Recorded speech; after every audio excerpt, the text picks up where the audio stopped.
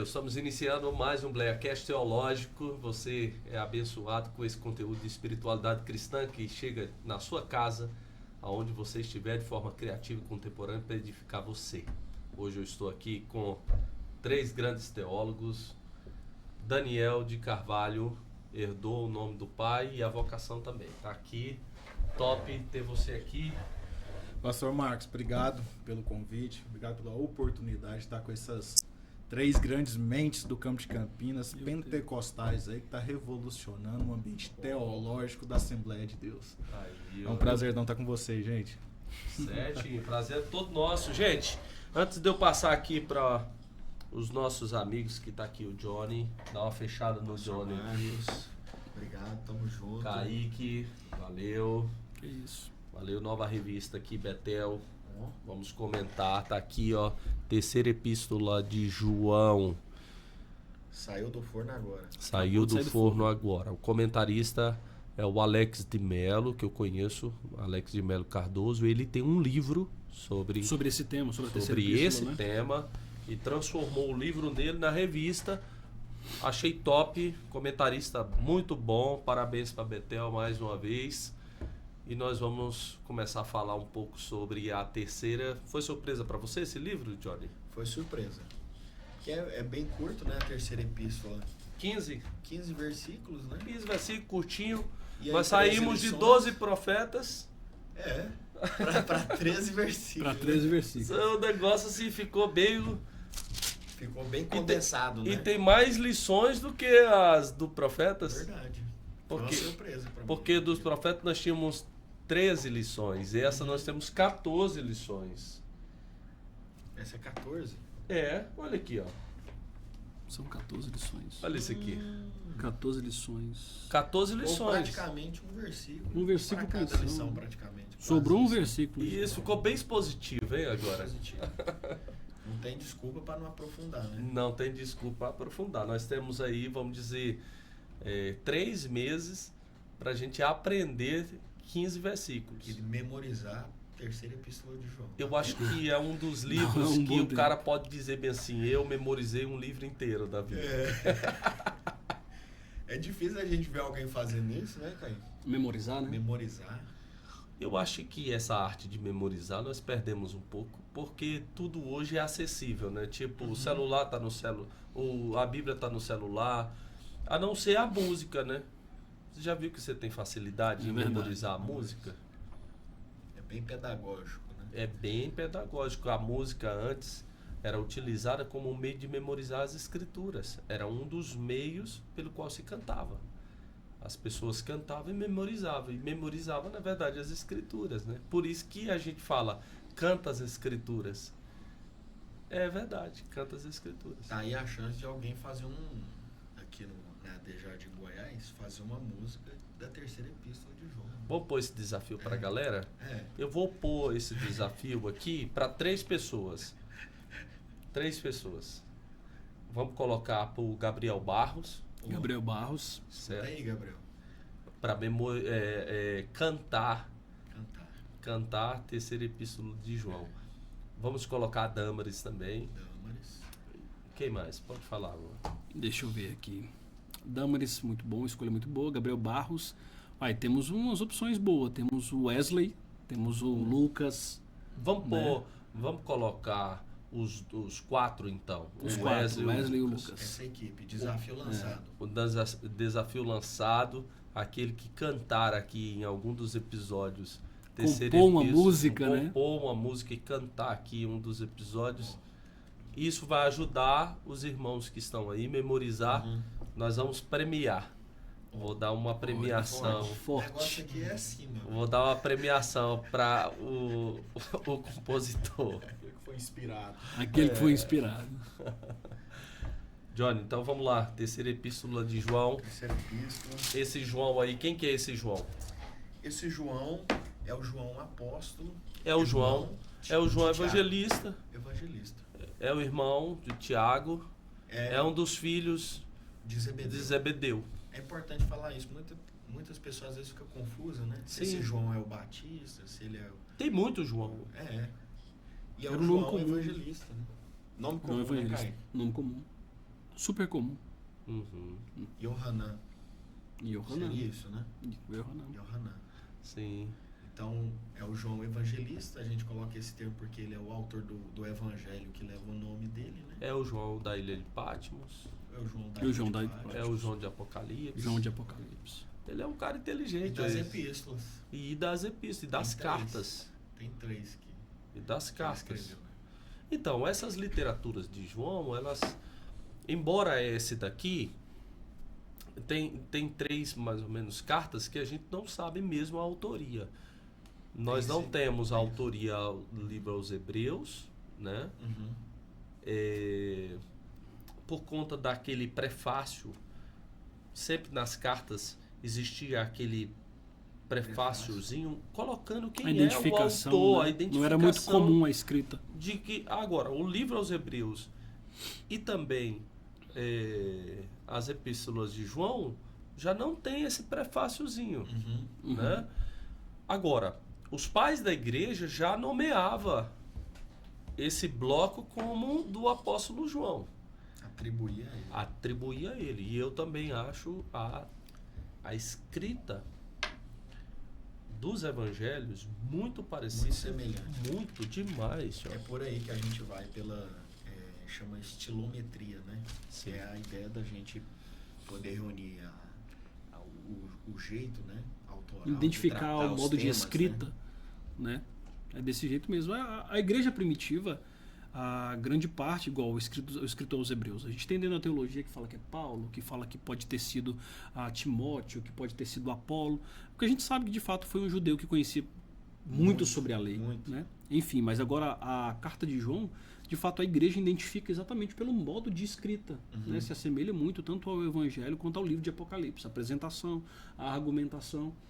Então é nisso. Essas discussões acontecem também, aquelas cartas de Paulo a Timóteo e a Tito, né, Daniel, são bem discutidas também, porque Paulo usa algumas coisas lá que não aparecem em outras cartas dele, né? Sim. Algumas maneiras de lidar. Mas pelo estilo literado, né, a gente chega à conclusão que também. E era uma tarefa muito difícil, pastor, porque assim, no primeiro até o 4º século, acontecia muito das pessoas escreverem livros e quererem que esses livros ou esses escritos se tornassem relevantes e escreviam e colocavam o nome de outro autor, né, ou de um autor relevante, e a igreja teve muita dificuldade. É por isso que a gente crê de fato que a Bíblia é inspirada por Deus, e por isso que teve todo esse empenho da igreja em identificar o que era um livro apostólico. Havia critérios quando a igreja decide colocar as epístolas de João para fazer parte do cânon bíblico, foi por vários critérios. Então, um modo de linguagem realmente foi um dos princípios basilares para que isso fosse incluído dentro do cânon, né? Então isso é muito interessante. Não foi algo aleatório. Os pais da igreja não pegou e que inseriu no cânon bíblico. Foi algo de investigação. E as comunidades já tinham aceitado Já tinha. esses escritos também, né? Já tinha. Algumas pessoas têm um pensamento assim, geralmente os romanistas costumam ter esse pensamento, né, de que foi uma imposição dos pais da igreja, né, ou de algum concílio, né? Quando na verdade as comunidades cristãs já circulavam esses escritos, copiavam e recopiavam e lidavam com escritos Igual canônicos. esse é um escrito que vamos dizer, eles chamam de carta circular, né? A carta circular seria aquele que não é direcionado para isso, para aquela igreja, ou seja, é para várias igrejas, é para circular. Então essa é uma carta que na verdade eu não identifiquei a datação dela certinha. Não há assim, foi no ano tal que ele escreveu essa carta. Fica difícil, né, ver a estação que ele compôs. Isso, mas eu tenho mais ou menos uns sinaizinhos, né, de que seria depois dos evangelhos. Os evangelhos escreveu lá no ano 80, 90, então... Muitas coisas que ele declara aqui já pressupõem o evangelho já, né? Perfeitamente. Os evangelhos. A proclamação dos apóstolos. Isso. E essas cartas circulares são interessantes, porque o Apocalipse também era para ser circulado. As igrejas da Ásia, na geografia, elas fazem um movimento assim. é verdade. Né? Elas serviam muito assim para... Então ele é habilidoso nisso, né?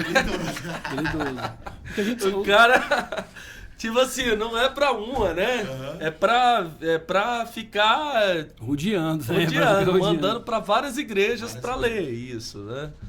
E isso é muito importante. É uma carta muito interessante, muito importante. Apesar que tem um tom pessoal nela.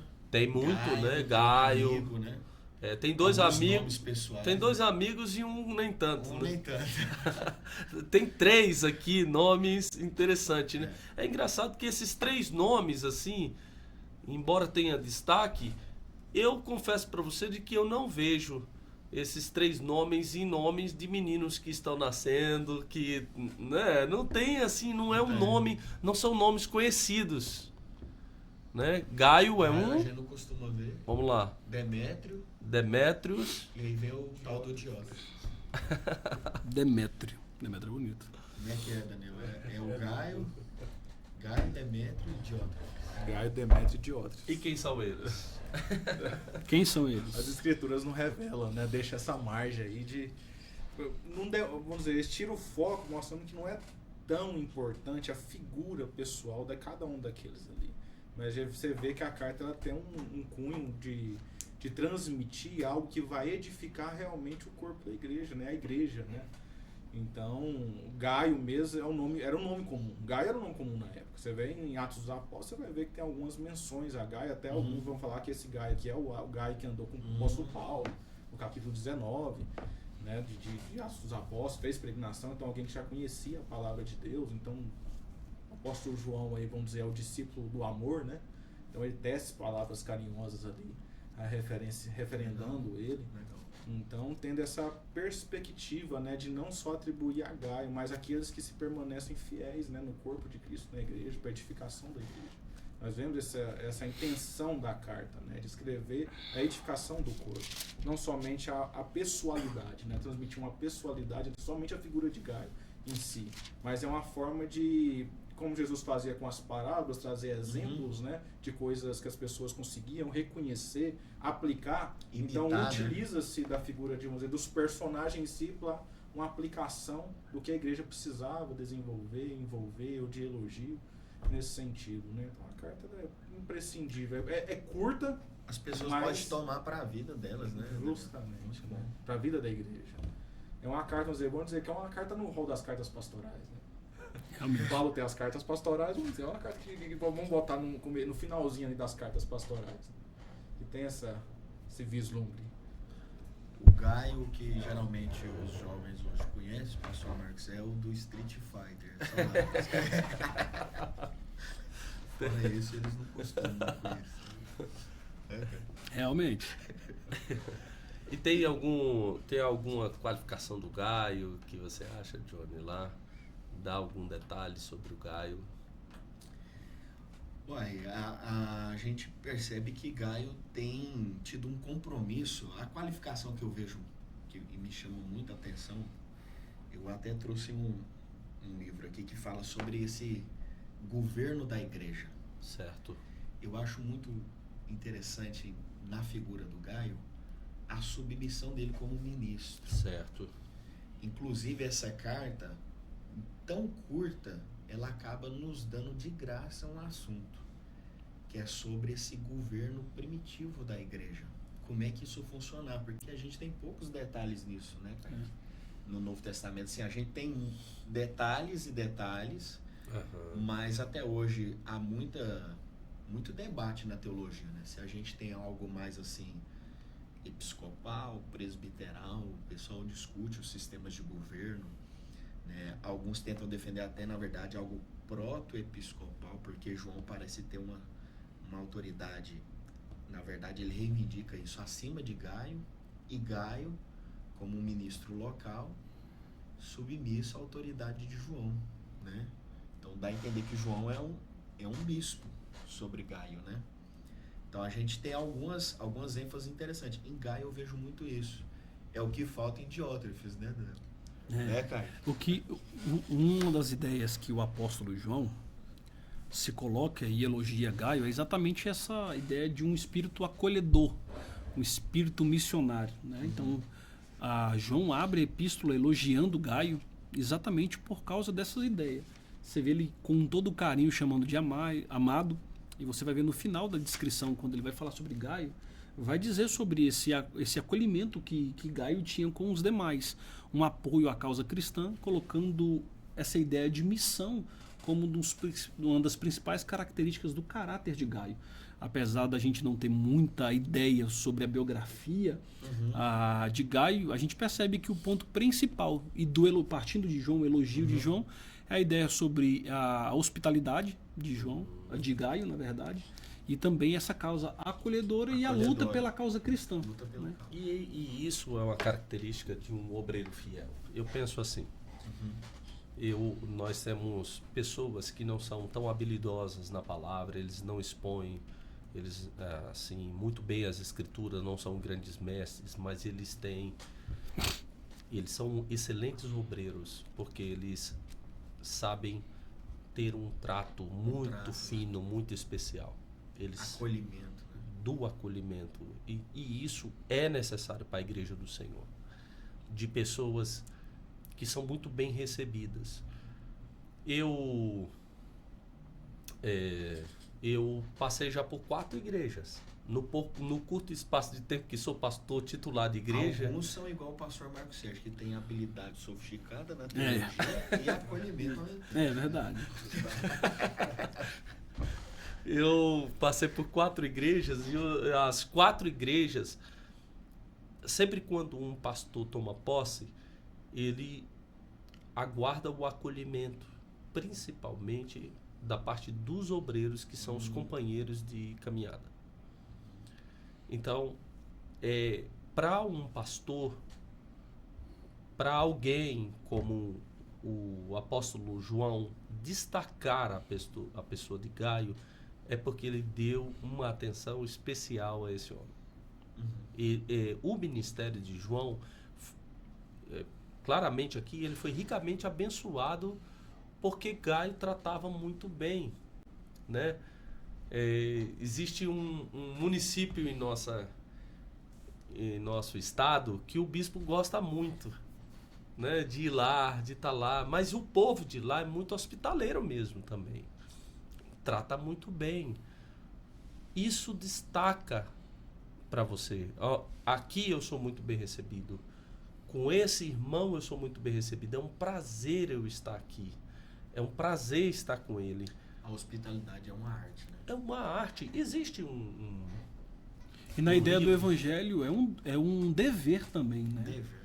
A própria Bíblia vai dizer, vocês não sabendo, por falta da sua hospitalidade, ou até mesmo em benefício da hospitalidade, hospedaram anjos. Então o evangelho coloca isso como um dever. É uma prática do evangelho isso, fazer a hospitalidade. Jesus disse que quando você for numa cidade, assim, essa cidade não te acolher, não te hospedar, você sai de lá, sacuda o pó contra ela em sinal de juízo. Então a hospitalidade é um dever no evangelho. Não é uma coisa só do Antigo Testamento. Não é. Eu quero confessar algo aqui para vocês aqui. Eu, assim, sou pastor de igreja e recebo convites para ir em algumas igrejas, pregar, ensinar. E eu não sou muito de aceitar convites.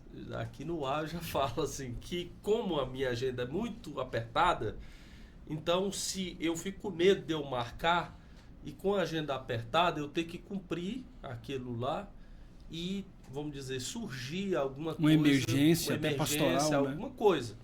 Mas tudo bem. E como é que eu assim acabo selecionando para ir para lá? Primeiro que, assim, graças a Deus me deu condição de eu não ter, assim, aquela necessidade de eu fazer agenda e complementar a renda. Então fica meio por conta de quem vai me receber mesmo. Eu fico... É meio baseado na hospitalidade. Bem mas é muita baseado, verdade. assim, Então, essa pra pessoa... você aí que tá pensando em convidar o pastor Marcos Sérgio, não adianta. Por Você quê? pensar em outros motivos. Ele gosta de uma boa comida, uma água com gás, um frango caipira. Coca-Cola zero. E não Já é. vai. E o bom é quando você vai em uma igreja que você tem o pastor ou o líder que está te recebendo como um amigo, como alguém que É incrível, né? te atende bem, que te dá atenção. É incrível. E Não, isso é não totalmente- quer dizer, a isso não hospitalidade quer é muito dizer aqueles marcante. parâmetros de hoje com carros especiais ou com toalhinha ou não é, É isso. verdade. Não é isso. É a questão mesmo da irmandade, você se sentir que ali você está bem com os irmãos. Algumas igrejas parece que não aprendeu ainda a fazer isso. Não aprendeu a receber um pastor que está chegando. O pastor fica meio que suspeito, ou porque ele é novo, ou porque Acontece muito, com frequência. ou porque o pastor é de idade, será? Fica com aquela suspeição, você entendeu? Ou jovem demais. Eu acho que o dever do ministério, do obreiro, é receber bem o homem de Deus. É receber bem. Pastor, eu quero destacar duas igrejas que eu tive a oportunidade de conhecer e ministrar. Uma é na cidade de Confresa, no Mato Grosso, que eu conheci a casa de um irmão, a gente estava ministrando e a gente foi dormir. Eu não gosto muito de dormir na casa do irmão. Eu falo, não, dorme na casa do teu irmão, não gosto. Até pela privacidade, pelo estudo, a gente tem um tempo mais viável. Mas a gente foi para casa de uns irmãos que eram diáconos da igreja. E esses irmãos, eles construíram no fundo da casa deles quartos com ar-condicionado, quarto suíte com banheiro, quartos amplos com frigobar para receber os pastores que iriam ministrar na igreja. E isso foi muito marcante para mim, porque o cara criou um espaço na casa dele, gastou dinheiro, investiu, e eu me senti de fato Só totalmente pra praticar acolhido. a hospitalidade. Outro lugar, e esses dois lugares foram muito marcantes. Já tive várias experiências ruins também com hospitalidade, mas esses dois lugares foram muito marcantes. Outro lugar foi Sapezal, Mato Grosso, na igreja do pastor Joabe, da missão. Não teve nenhum lugar aqui em Goiás. Não teve. Não. Mato Grosso.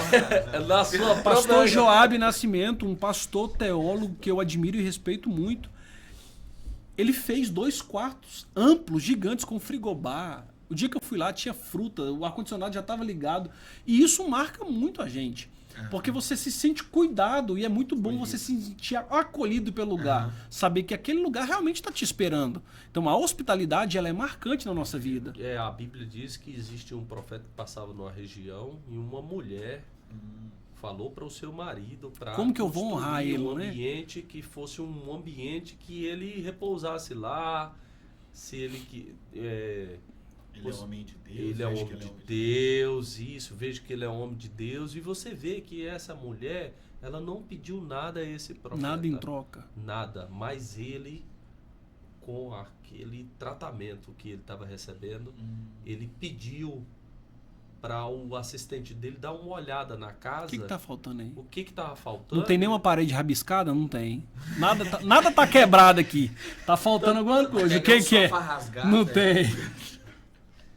E existe uma bênção mesmo. Aconteceu aquilo que o profeta profetizou para ela. A criança nasceu. A gente sabe que posteriormente a criança veio a falecer, buscou o profeta novamente, orou, a criança ressuscitou, mas é fruto da hospitalidade, né? Gente, ninguém perde em tratamento. Dale Carnegie é um livro que eu sempre recomendo, os livros de Dale Carnegie, porque vai falar sobre resolver conflitos, que é o livro vermelho, oratória, que é o livro que fala sobre encantar pessoas, o amarelo, e o azul é o livro que fala sobre relacionamentos. Como fazer amigos. Influenciar pessoas. Tem um pessoal que tá lendo o livro que fala como perder amigos e enfurecer pessoas. Diz que é muito forte. Assim. Esse é o inverso. Esse é o contrário. Eu acho que o Diótrefes na epístola ali é esse livro. Eu Então, também como perder acho, a é Deus e isso que eu enfurecer ia- as pessoas. Eu acho que Isso estava eu ia acontecendo falar, com... porque eu iria falar sobre o Dale Carnegie, que é um cara que ele...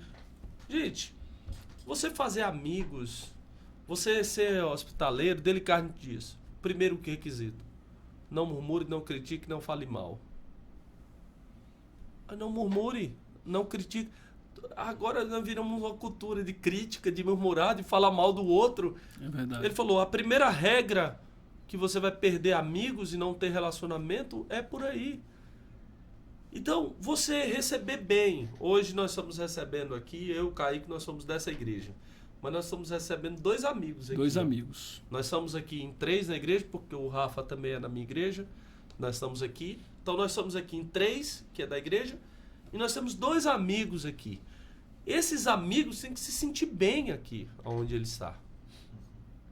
Porque esse tratamento que eu vou dar aqui, ele vai fazer toda a diferença para que eles falam, ali é um homem de Deus, aqui é uma mulher de Deus, né?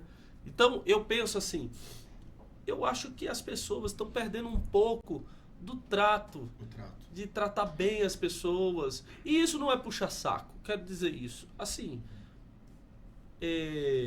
tem pessoas que falam, eu não faço isso porque eu não sou puxa-saco. Eu não. Mas isso já é uma maneira daquela pessoa não querer tratar bem mesmo. Não é puxa-saco. Eu não estou puxando o saco do Johnny quando eu trato ele bem. Eu ou acho do Daniel. E assim, as pessoas, quando as pessoas falam puxa-saco, eu acho que de fato que quando você faz algo esperando algo garantido em troca, de fato se torna. Mas o Evangelho nos ensina a tratar bem quem nos trata mal. Então você não tem nenhuma expectativa de volta, sem pretensão nenhuma. Você precisa tratar bem quem te tratou mal, sem esperar o bem. Então o Evangelho trata a hospitalidade sem você receber fruto. Você precisa tratar imaginando como se você estivesse tratando o próprio Cristo, sem esperar nada, sem expectativa nenhuma. E eu acho que a hospitalidade ela deve ser pontuada dentro disso, né? Se a gente tem do lado Gaio, que era hospitaleiro, a gente tem ali Diótrefes. Te desafio a falar 3 vezes o nome dele rápido. Aí eu já vou estar falando em língua. Né? A gente já tem ali. Ou vou estar falando em língua ou conjurando alguma coisa. E João citando ele, Esse né? cara é o oposto de Gaio. É totalmente o oposto. Que é um cara que entristeceu o João. E aí nós temos mesmo 2 blocos, 2 polos, né? De que, gente... Eu lembro uma vez que eu falei com você, tem uma apologista, uma mulher hoje, chamada Rosária Butterfield, é uma apologista cristã. Sim. E ela conta a história da conversão dela, porque ela era lésbica, comunista, né? E muito mais, ateísta. E aí ela escrevia artigos, não sei se você já viu, Daniel Caio, que é a conversão dessa autora, Rosária Butterfield, é uma grande defensora da fé. E ela escrevia artigos assim, sabe, denegrindo muito qualquer tipo de religiosidade. Um pastor presbiteriano enviou uma carta lá na instituição que ela trabalhava, dialogando uma coisa no artigo dela, assim, dialogando de maneira assim, inteligente, né, amigável, que achava que estava faltando alguns pontos importantes no artigo dela. Ela embolou a carta, jogou no lixo, aí ela foi lá no lixo, pegou a carta, abriu de novo e falou assim, mas quem que é essa pessoa assim, parecendo que me conhece, tão amigável assim, eu vou lá na casa dele. Aí ela chegou lá na casa dele, eu não disse que mais que ela chegou lá batendo na porta, foi você que me mandou essa carta aqui e tal. Ele, sim, vamos entrando na minha casa, minha esposa está fazendo a janta. Aí ela já falou assim, eu não como qualquer comida, eu sou vegana. Ele falou, olha, hoje é dia do veganismo aqui, a gente tá comendo só veganismo aqui. O cara era o Highlander da hospitalidade. Ele falou, hoje é só veganismo aqui, hoje é só vegetal. Uai, mas você vai deixar eu entrando assim na sua casa? Vou, pode ir entrando. Resumindo, ela começou a ir lá 1 vez, 2, 3, 4. Um dia na mesa ela falou assim, você não vai me convidar para ir na sua igreja? Tô com vontade de ir na sua igreja. Aí ela fala assim, que ele já havia ensinado tanta coisa de cristianismo para ela, que ela falou através assim... da hospitalidade. Da hospitalidade. Né? Ela falou assim, ele não era um pastor tubarão. Já ouviu falar nisso, pastor Marcos? que é um pastor Já. tubarão? Se ele sentir um cheiro do sangue na água, já caça a presa. Rapidamente, né? Mas ele não era um pastor tubarão, ele era despretensioso. Ele tava lá para ser amigo dela. Sim. Resumindo, ela tava rondando a igreja dele já fazia um mês. Espionando os crentes, a hora que eles chegavam, ele saía dizendo, gente, eu quero entrar. Numa bela manhã de domingo, ela acorda da cama com a sua parceira lésbica e fala assim, eu não vou mais fazer isso. Estou indo hoje na igreja, vou entregar a minha vida para Jesus. Glória a Deus. E ela chega lá e ela fala assim, às vezes eu cheguei lá, sentei no banco e comecei a ouvir uma pregação. E ela diz, às vezes você não faz ideia do que uma pessoa passou para estar lá na sua igreja. De onde ela saiu para estar sentada naquele banco para ouvir aquela pregação. Naquele dia ela entregou a vida para Jesus. Aí depois ela escreveu um livro. O Evangelho vem com as chaves da casa. Legal. É só assim que o Evangelho vem. Legal. Com hospitalidade. E é tão interessante. Existe um livro também que hoje assim viralizou. Eu recomendo muito esse livro, chamado Experiência do Lar, que é um livro voltado para hospitalidade. E assim, é muito diferente quando você trata bem alguém. E o Evangelho é um convite também para você sentar à mesa na sua casa. Você tem que refletir que, assim, ontem eu conversei com um rapaz, amigo meu, que ele confessou que ele está há algum tempo na igreja e que ele está lá exclusivamente pela fala do pastor, de que o pastor prega muito. Mas ele falou assim, olha, lá é assim, é indiferente. É indiferente lá. Então eu vou abrir uma hashtag para minha igreja.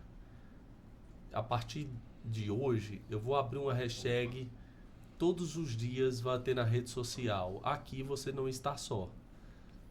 Por que não está só? Porque, de certa forma, é verdade. Eu acho que importa, sim. O Daniel, ele tem que ter um momento de mesa. A gente tem que conversar. As pessoas não têm que permanecer aqui na igreja, pertencer à minha igreja, porque eu prego bem. Mas porque ela é meu irmão, é minha irmã. De que a gente compartilha alegrias e tristezas e nós nos consideramos uma família espiritual. Então, é por aí, né? Você ia falar, Kaique? E assim, a questão da hospitalidade é interessante, pastor, porque chega um momento que você começa a se sentir tão em débito com alguém que está te favorecendo, no caso dela. O pastor oferecendo e sem querer nada em troca. Você se torna um escravo voluntário, como diz John Maxwell. Ele diz que há duas possibilidades de alguém se tornar escravo ao decorrer da história. A primeira que a gente conhece é quando uma nação subjuga outra nação, quando um homem subjuga outro homem pela força. E a segunda possibilidade é quando alguém se torna grato por alguém. Ele se torna um escravo voluntário. E a hospitalidade, ela causa isso. Né? Você vai ver Paulo preso em Roma dizendo, eu, Paulo, prisioneiro de Cristo. Paulo tendo a certeza disso. A hospitalidade, a bondade, sem pretensão futura, ela causa na gente um sentimento de escravidão. Você fala, cara, eu preciso fazer algo em troca para esse cara. Esse cara só tá cedendo, só tá me entregando. Eu preciso retribuir. E a hospitalidade dentro do evangelho causa isso. Esse sentimento de dever de devolver algo que está sendo feito por você. Por gratidão. Por gratidão, né, pastor Daniel? É verdade. Você vê no exemplo de Jesus, né? Jesus falava com a samaritana. A samaritana era odiada por todo mundo. Todo judeu falava, vou falar com a samaritana. Jesus vai falar com a samaritana, uma mulher ainda, uma prostituta. Teve vários maridos, nada deu certo. Ela ia no horário, no tanque, para pegar água que ninguém ia, justamente para ninguém queria ficar perto dela, mas Jesus vai lá e conversa com aquela mulher. É demonstração de amor, demonstração de carinho. A igreja carece muito disso, né? De demonstrar amor. Eu acho bom porque o que nós mais vemos nos exemplos das cartas é justamente o testemunho, né? O testemunhar é muito importante no contexto bíblico, principalmente no Novo Testamento. Porque Jesus, uma das comprovações de que Jesus realmente existia, os testemunhos, os relatos históricos que existem sobre a pessoa de Cristo, pessoa de Jesus. E nós vemos muito exemplo disso nas cartas. João mandou uma carta para H e pelos testemunhos que ele recebeu de que Caio era um homem fiel, vivia a verdade, transmitia aos outros. O testemunhar, todas as pessoas testemunhavam da bondade e do amor que ele apresentava àqueles que chegavam perto dele. Isso é primordial para a igreja de Cristo crescer. Porque a igreja, existe a igreja visível, mas existe a igreja invisível também. Todos nós fazemos parte da igreja invisível. A hospitalidade começa irradiada. Eu acho que a hospitalidade. Eu acho que a hospitalidade, de fato, é a teologia do século. Ela deve ser um dever do evangelho. Né? Porque a gente está num momento em que as pessoas, todos os estudos, os coaches, trazem muito para si sobre o crescimento do eu. E a hospitalidade não. É em prol do outro, né, pastor? Então, acho que a hospitalidade, de fato, deve ser o dever da era da igreja na atualidade. Né? O apóstolo Paulo, falando para quem deseja ter o ministério, o episcopado, ele fala que é uma boa coisa que deseja, né? 1 Timóteo, capítulo 3, é necessário que esse obreiro, que esse bispo, seja irrepreensível, marido de uma só mulher, moderado, sensato, respeitável e hospitaleiro. Tem que ter essa qualidade. Você quer que eu fale? Não combina um obreiro não combina com a vocação, até porque Paulo, falando para os irmãos em Efésio, andar segundo a sua vocação, fala lá, amável, hospitaleiro. Ele tem características de que ele trata bem, de que ele suporta bem o próximo. Não combina um obreiro destemperado, um cara arrogante, uma pessoa que faz acepção de pessoas. Não combina com um obreiro alguém orgulhoso, alguém que o Daniel tá aqui porque ele tem um cargo ou porque ele tem uma posição, eu trato ele muito bem, e o Johnny não. E o Kaique não. Ele tem que fazer o que as escrituras diz. O obreiro, o que é compatível com o obreiro, é ele tratar bem. O cara destemperado, que qualquer coisa ele tá tratando mal a pessoa. Com muita sensibilidade, né? Às vezes, esses dias eu ouvi um relato de uma pessoa que ela chegou na igreja, aí ela colocou no telão, dobre os seus joelhos, vamos orar, né? Aí o pastor ia chegando e comentando, irmãos, nós acabamos de comprar um data show, que coisa bonita, agora nós podemos convidar todo mundo para chegar e orar. Aí ele falou isso para um dos obreiros, né? Olha, irmão, o que está escrito? Que coisa bonita, nós podemos chegar e orar. Aquele obreiro desapareceu, ficou um mês desaparecido. Ele foi lá na casa dele, irmão, o que foi? Não, é porque você chegou na igreja e disse que eu não oro? Não, irmão, não era isso que eu queria dizer. Não, você chegou dizendo, vamos orar, olha lá o que está escrito. Né? Tipo assim, você não tá orando. Que eu não oro. Irmão, mas não era nada disso que eu queria dizer. Eu queria agradecer. Que não é, pastor? Essa sensibilidade de suspeição, sabe? Esse ambiente de suspeita não faz bem para a igreja. Esse ambiente assim onde, né? Todo mundo suspeita que alguém está querendo ferir alguém. É porque, olha, hoje assim, o pastor não pode falar nada. Antes, eu mesmo já levei, foi muito nas costas, assim, palavras duras. Eu fiz uma série chamada As Palavras de Jesus. Eu comecei sobre as palavras duras de Jesus. Eu comecei com essas palavras. Olha que tem muitas palavras lá. Palavra salvadora, palavra libertadoras, as palavras doces de Jesus. Então tem várias. Mas eu comecei sobre as palavras duras de Jesus. Maravilhosas, irmão. Libertadoras. As pessoas hoje, assim, elas estão assim... você vai trazer uma palavra dura? Eu já não... O pastor, e isso mostra uma firmeza no pastor, no ministério dele. Tá bom que esse daqui houve uma interpretação, possivelmente, de verdade, esse cara só elogio para ele, né? Não pode falar nada para ele, que ele é um cristal, né?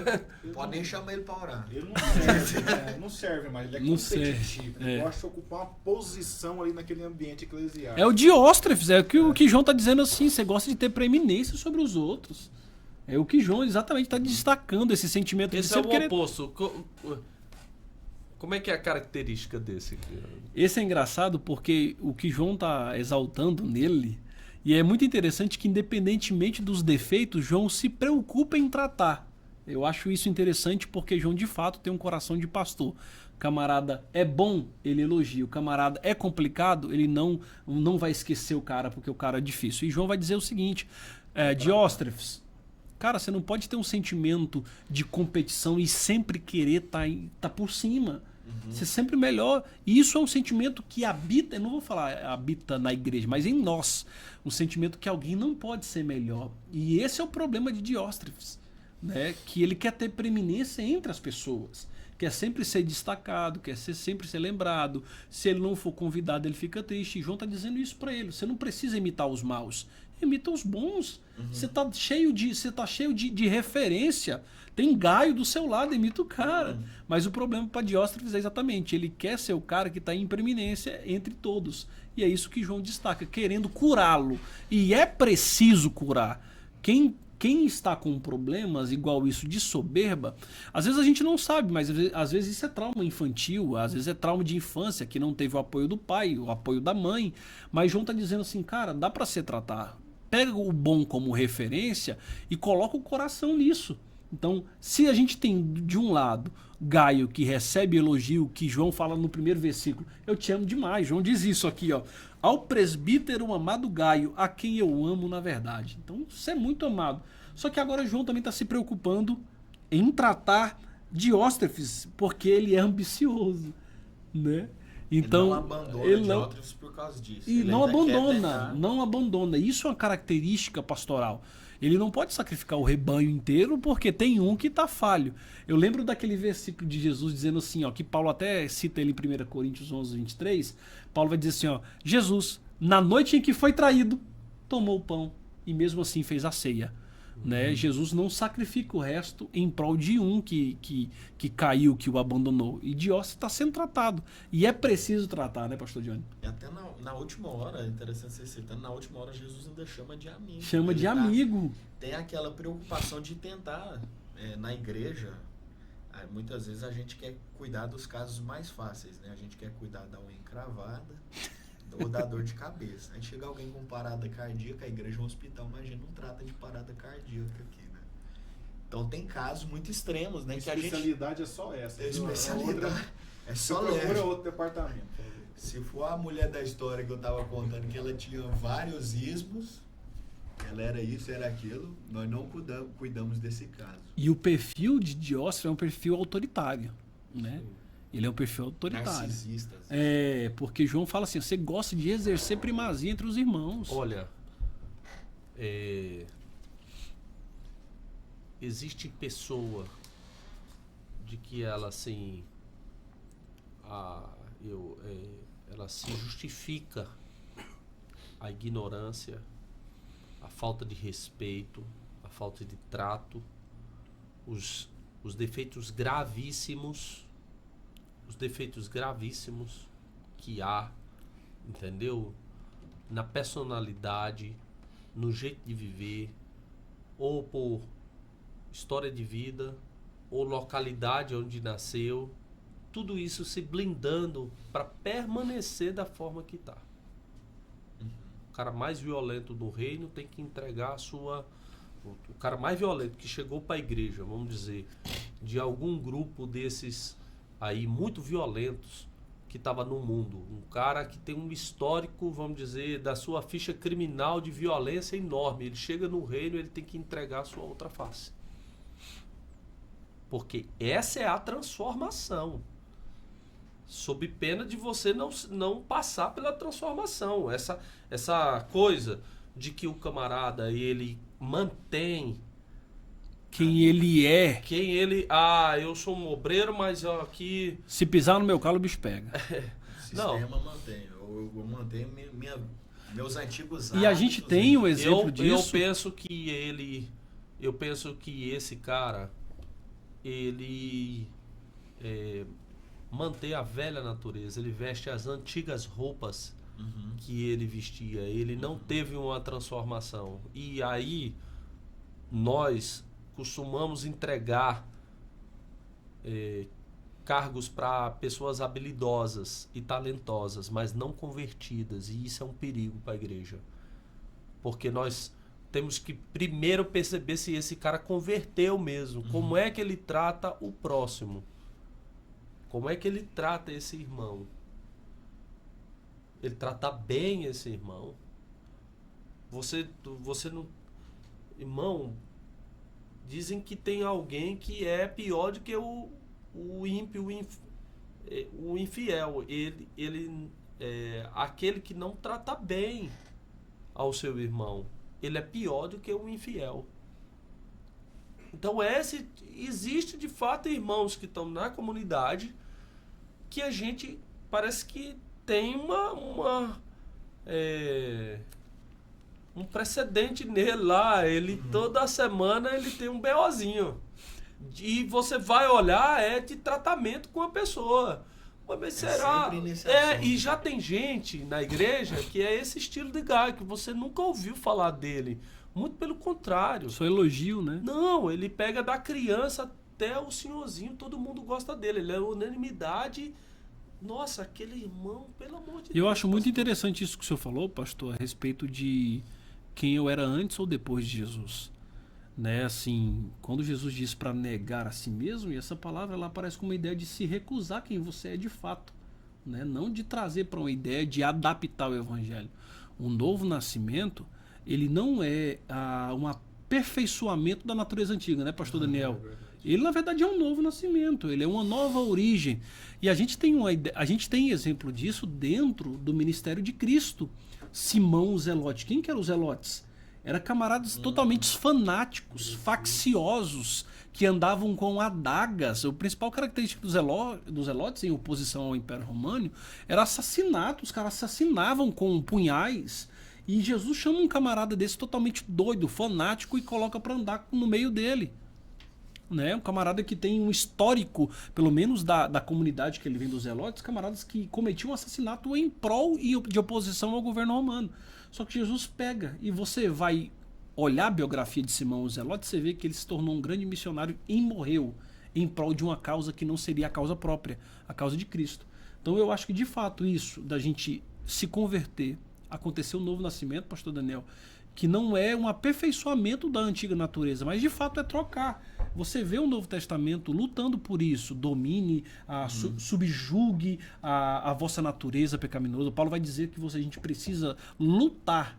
Né? De Satanás você luta, resiste que ele foge, mas da tua natureza carnal você corre, sai, abandona, porque de fato precisa haver essa transição, né, pastor Daniel? É verdade. Jesus conta uma parábola muito importante, estava até ministrando sobre ela um tempo atrás, sobre a figueira estéril, lá em Lucas capítulo 3, verso 6, sobre justamente a ausência do fruto do arrependimento, que ele não é produzido na pessoa. Então você está num ambiente congregacional, um ambiente da igreja, onde a grandeza que existe na igreja é Jesus Cristo.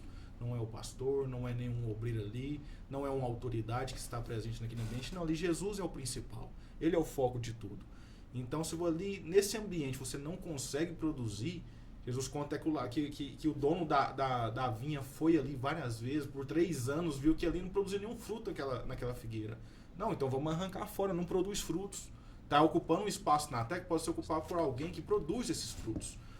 Então, mas aí veio um lavrador e fala, não, deixa eu adubar essa terra um pouco mais, para ver se eu consigo tratar ela um pouco mais, deixa eu ver se eu consigo produzir esse fruto. Né? E é justamente esse fruto do arrependimento, a pessoa despertar a consciência de quem é a pessoa de Cristo, de quem é Cristo, justamente no novo nascimento. Então é a consciência nossa, onde Paulo vai escrever lá em Romanos 12, 2, né? Para a gente ter essa despertar da consciência, saber viver no mundo sem ser influenciado pelas coisas do mundo, né? Então isso aí transformar pela renovação da mente. Justo, o arrependimento ele é o fruto essencial para o cristão. Eu percebo muito essa conexão que João faz nessa epístola sobre andar na verdade, ser da verdade. Ele chama Gaio de filho. ele trata muito essa questão da hospitalidade, do trato, do amor ao próximo como andar na verdade. Eu acho que tem um motivo de coerência doutrinária aí. Porque o cristianismo afirma que todo ser humano é criado à imagem de Deus. Francis Schaeffer, um filósofo cristão, dizia: se eu tiver 10 segundos com uma pessoa naquela porta giratória de banco, de lugares assim, eu tiver para entrar, e talvez eu nunca mais vou ver aquela pessoa. Eu nunca parei para pensar isso quando eu li o Schaeffer. Ele falou: talvez nunca mais eu vou ver aquela pessoa. Será que eu realmente acredito que ela é uma máquina ou que ela foi criada à imagem de Deus? Se eu acredito que ela foi criada à imagem de Deus, que há um propósito sobre ela, que há um né? propósito, que ela vale a pena, que tem dignidade na existência dela, com os 10 segundos que eu tenho, eu vou tratar ela da melhor maneira que eu puder tratar. É por isso que Gaio anda na verdade. Por uma coerência. É um cara que dá orgulho. Você vê João falando que ama ama e falando que ele anda na verdade várias vezes, né? Eu te amo essa demais. ênfase, né? É. E João fala assim: eu tenho orgulho de te ver andando na verdade, né? De ver o meu discípulo andando na verdade. Essa é a alegria dele, né? É a alegria. Você ensina, o aluno aprende e replica. Replica. Não é igual aquele aluno ruim que fica lá no final da sala, que ouve aquilo que o professor ensina, só faz bagunça, não dá nem moral, vai embora que não tivesse aprendido nada. João diz no versículo 4 aqui, ó: não tenho maior alegria do que esta, a de ouvir. Pessoas estavam dando testemunho a respeito de Gaio, assim como deram testemunho a respeito de Demétrio. Né? Assim, eu tenho orgulho de ouvir, eu tenho alegria de ouvir que meus filhos andam na verdade. Né? Então eu acho muito interessante isso, que é o efeito de uma causa maior. Né? E isso revela também que existia falsos profetas lá nessa época. Que existiam pessoas que não andavam na verdade. verdade. Não tem alguém que está ensinando algo que não é a verdade. Tem alguém que está vivendo. E o John pode falar muito bem sobre o gnosticismo, que na época era muito forte. Né? E eu penso que era essa doutrina que estava para o João dar tanta ênfase que deveria viver e andar na verdade. Os gnósticos trouxeram muita dor no coração de João. Isso é uma coisa interessante. Quando a gente estuda a história da igreja, João Evangelista teve muitas dores, assim, de tristeza na alma com o que os gnósticos queriam fazer na igreja. Tem até uma história de que era costume na época ter muitas casas de banho, às vezes, né? As pessoas iam para esses lugares, encontravam amigos, às vezes, né? Havia essas casas. E teve uma dessas feitas que João entrou num lugar desse e havia Cirino, que era um mestre do gnosticismo. O pessoal que está ouvindo talvez sabe alguma coisa. O gnosticismo é uma ideia que divide, sabe, a realidade de uma maneira muito estranha. A gente pode explorar isso, mas enfim, tinha um mestre lá dessa linha, o gnosticismo, e João falou para os seus amigos: vamos sair daqui correndo, antes que essa casa desabe e Cirino nos arraste com ele para a destruição. Ele tinha tanto horror dessa seita, né? Por um pouco o gnosticismo não desfigurou o cristianismo. Eles tentaram por tudo. Teve muito embate, né? Eles tentaram escrever evangelho. O evangelho de Tomé, que não é Tomé que escreveu, é um evangelho gnóstico. E o que o gnosticismo prega? O gnosticismo está no cerne do gnosticismo, a ideia de que a matéria é má, de que as coisas materiais, visíveis, sabe? Essas coisas muito encarnadas, não é sobre isso que Deus veio nos salvar, ou não é sobre isso que o Evangelho trata. Inclusive no Evangelho de Tomé, que não foi Tomé, mas foi um gnóstico que escreveu, Tomé diz que na verdade Cristo, além de não ser encarnado, o que ele teve ali na cruz foi só uma aparição de Cristo na cruz. Ele não morreu de verdade, não sofreu de verdade. Enfim, parece uma crença meio boa, mas o gnosticismo acaba dando um outro mundo, uma outra cosmovisão, uma outra realidade. E foi um combate muito grande até na igreja de Colosso, né? A igreja de Colosso sofreu com o gnosticismo também. Aquela ideia deles acreditar que mesmo se Cristo tivesse encarnado como Deus, é impossível que ele tivesse encarnado em perfeita bondade, porque de fato a matéria era má. É má. Nas cartas de João a gente nota isso o tempo todo. Na primeira carta dele, Kaique, ele fala assim, olha, aquele que não confessa que Cristo vem em carne e sangue, não é Deus. Era um confronto direto ao gnosticismo. Uma vez eu aprendi isso num churrasco. Eu tava no churrasco e eu tava pensando assim, aí um amigo meu cortando a carne, fazendo a carne, eu falei assim, ué, mas sai água assim da carne, assim, às vezes parece sangue, água. Ele, só se for carne de verdade. Eu, como é que é? Ele falou, ué, água e sangue numa carne, só se ela for de verdade. Eu falei, ué, então é por isso que João diz que esse é aquele que confessa que ele veio pela água, o sangue e pela carne, de verdade. Esse é um verdadeiro filósofo. Esse é o até no churrasco. Um corte de carne em cima da tábua. Então, pastor, Aí eu perdi meus argumentos. acabou tudo. Acabou meus argumentos. Nesse horário. O pessoal agora que tá vendo o Blackcast, agora vai ter uma outra percepção do churrasco. Eu quero dizer uma coisa aqui, olhando para a câmera, de que o Johnny dá aula no Blackcast. Você entra lá no site, lá tem mensalidades que você pode ter acesso a vídeos, aulas, e também você pode colocar lá o anual que você tem, vamos dizer, todos os cursos e todas as aulas que vamos colocando lá semanalmente. O Johnny dá aula de apologética lá. Apologética cristã, defesa da fé. A defesa da fé. Possivelmente você fala também sobre os agnósticos. Falo sobre... A gente entra, né, em cosmovisões, visões de mundo, como o gnosticismo, né? O gnosticismo pode parecer um pensamento morto. E não é, né, cara? Não é um pensamento morto. Muitos cristãos hoje falam coisas que dão a entender um ranço de gnosticismo neles, um ódio da matéria, um ódio do mundo, um ódio da criação, sem perceber que estão fazendo isso. Então é uma coisa que a gente explora também. Porque faz parte de uma cultura que formou o Ocidente também, né? Querendo ou não, essa ideia do Médio Oriente, de onde é aquela ideia, quando o Ocidente é formado, a filosofia, a educação do Ocidente é formado dentro de todas as ideias partindo dali. Né? Então está entranhado na gente, na nossa cultura, de uma maneira sutil, mas... John MacArthur fala que há movimentos gnósticos e agnósticos nos Estados Unidos, na Europa, que há movimentos crescentes. Né, sobre esses movimentos. A igreja precisa estar alerta sobre isso. Principalmente adolescente e jovem, existe uma cultura gnóstica que tenta atraí-los. Tem muitos jovens hoje, eu estou dizendo isso aqui porque tem muitos jovens que eles, na busca do conhecimento, ele faz desse conhecimento o seu redentor. E o gnosticismo tem essa proposta, quando ele está envolvido ali, ele não se percebe de que ele já aderiu ao gnosticismo, de que ele já está defendendo a ciência moderna promoveu, o iluminismo promoveu. O iluminismo, a ciência moderna potencializou isso que o João estava enfrentando nas suas cartas. É um conhecimento, o gnosticismo dizia que era um conhecimento secreto, acima da média, que o povo não tinha acesso, não era qualquer pessoa que tinha acesso, era os escolhidos, os iluminados que iam ter acesso. Isso é tão interessante quando a gente... Mas até hoje é assim, Johnny? O adolescente muitas vezes sofre, meus pais não sabem. Não sabe, meu pastor é um conhecimento secreto. O ministério lá da igreja é um bando de carola e é eu que tenho um conhecimento secreto, iluminado.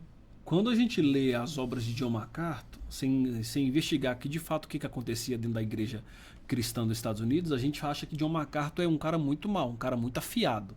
Né? Só que quando você lê todas as obras, o Evangelho segundo Paulo, o Evangelho segundo Deus, o Evangelho segundo Jesus, né? Segundo os apóstolos, são 4 obras se eu não me engano, você vai ver que o mais criticado, que é o Evangelho segundo Jesus, que é o mais criticado, você vê que ele responde. Porque nos Estados Unidos, um movimento gnóstico, pastor, o que eles faziam? Eles lutavam e falavam exatamente isso, que existia uma verdade escondida, uma espiritualidade escondida que não se alcançaria através somente da Bíblia, ou de um contato direto com Deus e com a igreja. E eles passaram a tomar chás de beladona, chás de fita para ter uma experiência sobrenatural. Que eles afirmavam que quando tomavam chás assim, de plantas, de ervas, tinham experiências, e essa era a verdadeira verdade. Inclusive, eu quero parabenizar a editora Betel, né? E o pastor teólogo que desenvolveu, O Alexandre. porque o pastor Alex, pastor Alex Isso. Cardoso, né, de Melo Cardoso, É, o cara é qualificado. Eu quero ler aqui. ele vai falar, ele vai defender a verdade. Todas as lições o verdadeiro discípulo, o verdadeiro discípulo, o verdadeiro discípulo, o dever de um verdadeiro discípulo. E a gente precisa entender de fato o que é a verdade, pastor John. O que é de fato a verdade ao longo da história da humanidade. Né? O que é a verdade, pastor Daniel? Justamente, a gente vê essa questão aí do agnosticismo até justamente na Igreja Católica, na luta da reforma, né?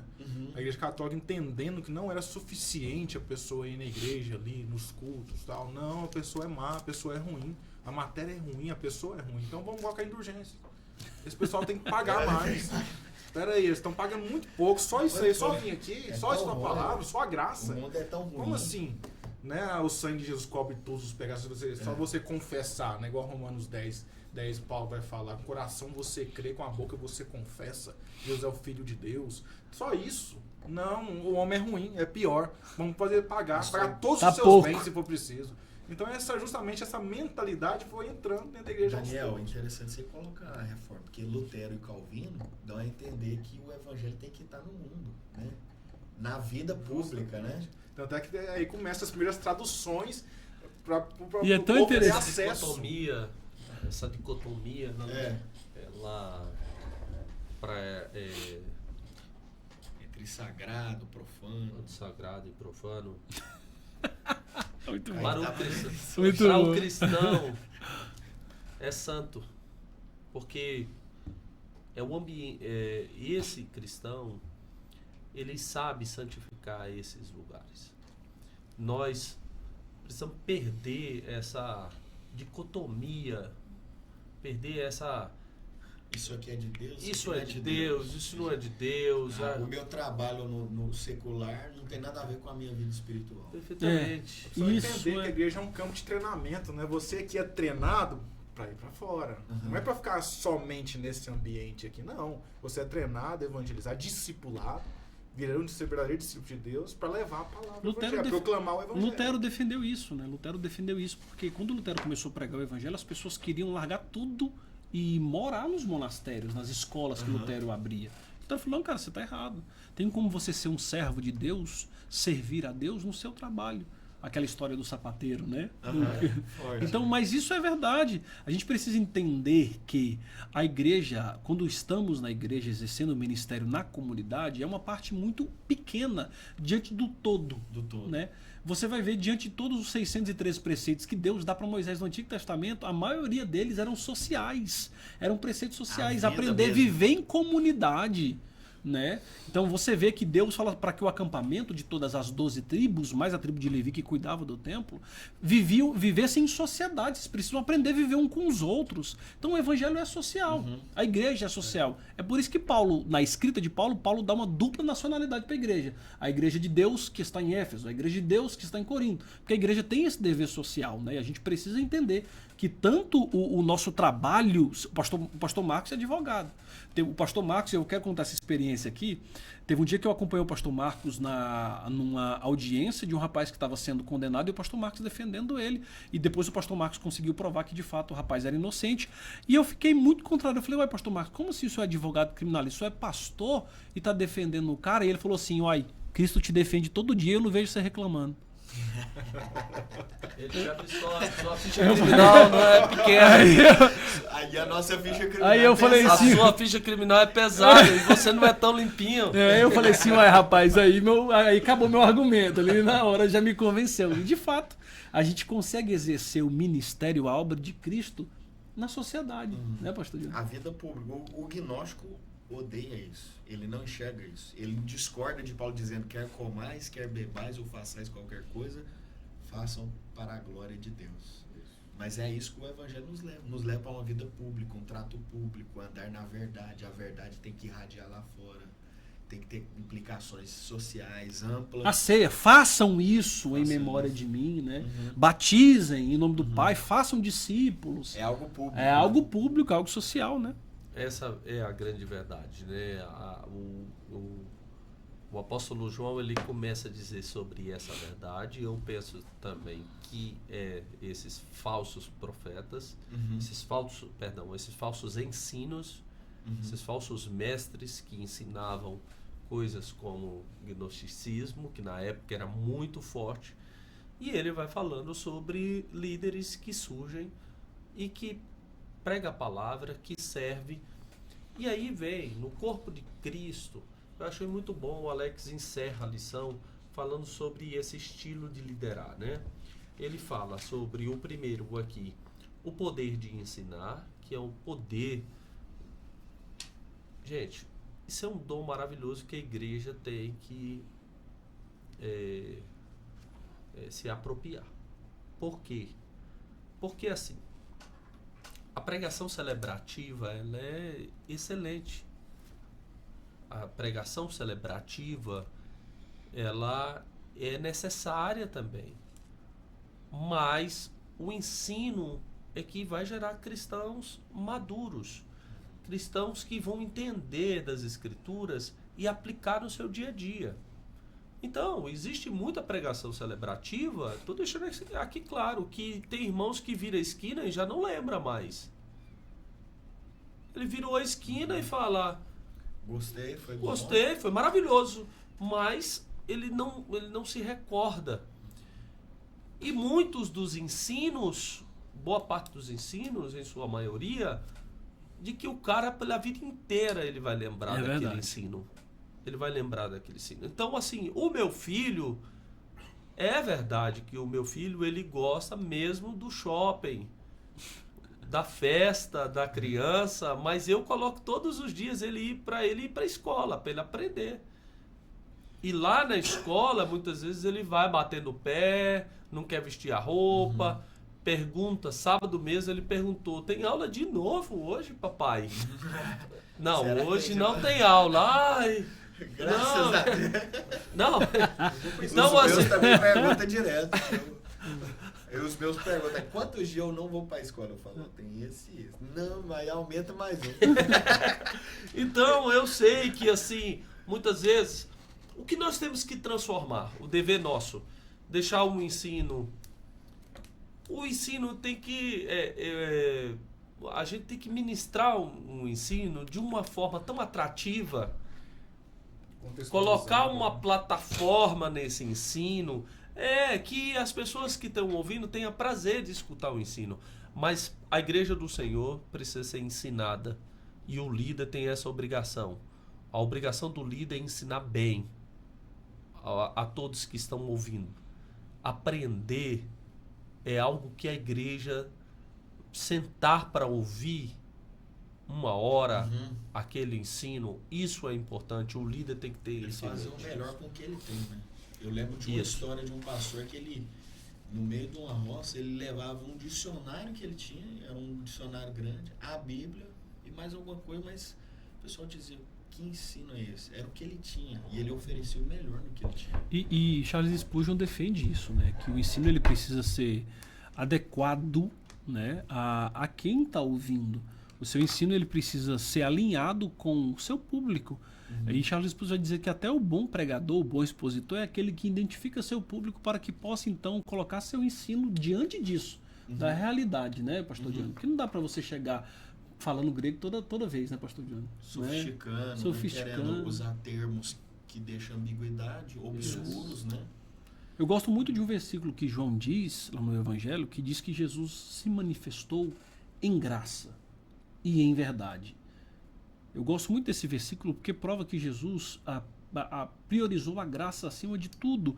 E eu vejo que essa graça, de fato, se encaixando num padrão humano, para que a revelação pudesse ser algo real, né? Porque quando John Stott vai falar sobre o dever da encarnação, ele vai dizer que a encarnação de Cristo não é só para mostrar quem Deus é, mas na verdade é para mostrar quem o homem deveria ser, qual que era o modelo de homem. Então Jesus ele se adapta para que o homem possa entender. Então a vida de Jesus, a encarnação de Jesus é uma pregação adaptada ao nosso conhecimento limitado, né? É verdade. Até J. Parker faz uma menção sobre a questão da proclamação, o ato de evangelização. Ele fala que o evangelho deve ser a boas novas explicada e aplicada. Então você tem que explicar bem, esboçar bem, porque no Antigo Testamento nós vemos hoje a Bíblia Sagrada do jeito que nós a vemos, né? Esse livrinho tá enxuto, tal, no celular, pequenininho, mas naquele período em que João escreveu para Gaio, não existia isso. Eles não tinham acesso a todos os manuscritos, a todas as escrituras, a todas as cartas, às vezes, de Paulo, que Paulo escreveu, igual nós temos hoje. É verdade. Então, hoje nós temos um trabalho que é muito mais dificultoso que o da época, né? Porque nós temos o acesso, nós temos o pleno conhecimento. Né? Naquela época você tinha ainda o código de Qumran, né? Então que tinha outros ensinamentos ali e tal, que às vezes você tinha que saber podar ali, outras cartas de apóstolos. É por isso que essa ideia da verdade... tinha só o nome da autoria, mas não era verdadeiramente dos apóstolos, tinha que saber filtrar isso, né? É por isso, pastor Daniel, que é tão difícil entender ou ensinar na época de João. Eu acho que João, de fato, lutou muito por essa palavra, por essa expressão. Verdade. O que era verdade? No meio, a gente está falando no meio da crescente da filosofia grega, da verdade romana, de uma verdade que surgia de várias nações. Porque a gente tem a filosofia romana, que a verdade era adquirida através do relacionamento interpessoal entre homem, mulher com mulher, comida, bebida.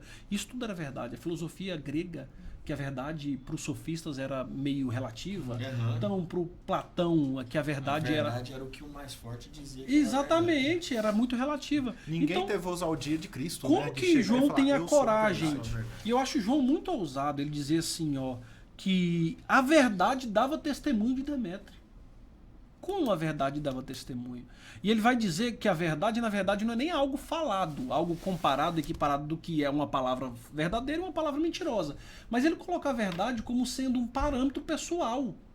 Além de nós. Além de nós, ela e controlar. Ele coloca como algo externo. Né? Ela que valida o que a gente faz. E isso é muito... Isso dentro da filosofia parece um escândalo de fato. Né?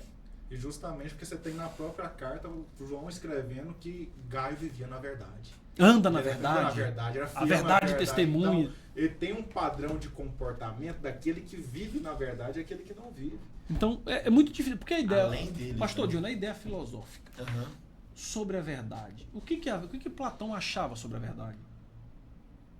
Sim, Platão discutia sobre esse assunto. Talvez um dos textos mais fortes sobre a verdade é a Apologia de Platão, né? A de Sócrates, melhor dizendo. Platão escreveu sobre Sócrates. Embora a gente pense às vezes que Sócrates existiu ou não, será que seria só um Platão, mito, né? Pensando esses diálogos, né? Mas no final das contas, o que o platonismo, o que Platão propunha era algo externo a nós. Ele até falava do mundo das ideias. Teve uma discussão, né? Aristóteles vem tentando refutar isso, porque Aristóteles não concorda com essa visão do idealismo, mas o cristianismo vê algo nisso que Cristo faz, porque Cristo não é manipulável por nós. Cristo não é uma coisa que nós podemos controlar. A verdade é que nos valida, a verdade é que é a realidade sobre nós. Esse mundo além de nós, é ele que valida o que está acontecendo aqui. Né? Então, o Sócrates morre. É muito interessante a morte de Sócrates, né? Ele falando como o papel do verdadeiro filósofo, né? Buscar a verdade, morrer por causa dela. Você pensa, mas por que eu vou fazer isso? Porque a verdade ela é de tal natureza, que quando você apreende ela, não tem outra coisa para você fazer a não ser morrer por ela. É uma natureza muito estranha, a verdade, nesse sentido. Se você apreende ela, você não fica mais neutro sobre ela. Hoje a neutralidade é um mito para muitas pessoas. Elas acham que pode ser neutra sobre isso, sobre aquilo. Depois elas vão pensar sobre esse assunto. Mas a natureza da verdade é tal que quando ela chega até você e você apreende ela, você não tem como se livrar dela exatamente. Então é muito interessante a discussão socrática sobre a verdade. Eu acho muito interessante que foi um dos principais pontos, e Agostinho faz isso de uma maneira tão extraordinária, que Agostinho vem e bate muito de frente com a ideia platonista da verdade. E eu acho muito interessante porque Agostinho se empenha, apesar de Platão acreditar Ele recebe certa influência, mas Recebe ao mesmo tempo, o cristianismo de uma maneira não extraordinária. é Mas essa é a questão principal.